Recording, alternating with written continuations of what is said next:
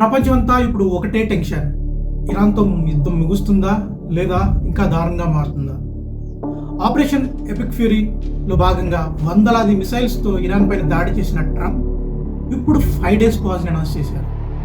అంటే 5 రోజుల వరకు ఎలాంటి అటాక్స్ ఉండవు. ఇది నిజంగానే పీస్ డీలా లేక యుద్ధం ముందున్న నిశ్శబ్దమా?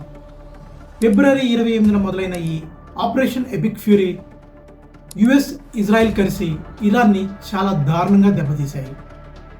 ఇరాన్ నేవీ మొత్తం వైపౌట్ చేశారన్న రిపోర్ట్స్ వస్తున్నాయి.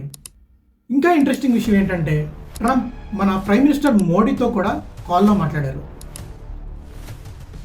స్ట్రేట్ ఆఫ్ హార్మోజ్ని ఓపెన్గా ఉంచాలని, ఎనర్జీ సప్లైకి ఎలాంటి ప్రాబ్లం రాకూడదని డిస్కస్ చేశారు. పాకిస్తాన్ కూడా మేము మీడియేటర్గా ఉంటామని ముందుకొచ్చింది. ఇక్కడ ట్విస్ట్ ఏంటంటే యుఎస్ మాత్రం టాక్స్ జరుగుతున్నాయి అంటుంటే ఇరాన్ అఫీషియల్స్ మాత్రం మాతో ఎవరూ మాట్లాడలేదు, ట్రంప్కే భయం వేసి టైంపాస్ చేస్తున్నారని కౌంటర్ ఇస్తుంది. ట్రంప్కి మిడ్ టర్మ్ ఎలక్షన్స్ దగ్గర పడుతున్నాయి. అందుకే వారిని త్వరగా ఎండ్ చేసి ఎకానమీ సేవ్ చేసుకోవాలని చూస్తున్నారని ఎక్స్పర్ట్స్ అంటున్నారు. సో మార్చ్ 27న ఈ డెడ్ లైన్ కంప్లీట్ అయిపోతుంది. అప్పుడు ఏం జరుగుతుంది? పీస్ డీలా లేక ఫుల్ స్కేల్ వారా? మీకేమనిపిస్తుంది?